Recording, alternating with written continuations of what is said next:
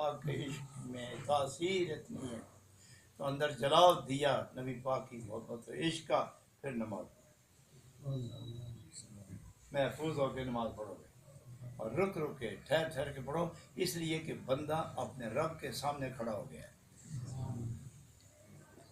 تو اب آپ جب نماز میں اپنے رب کے سامنے کھڑے ہوتے ہیں تو اتنی جلدی کیوں؟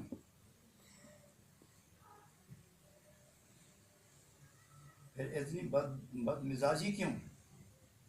اتنی بے رنگی کیوں؟ یہ نہیں چاہیے۔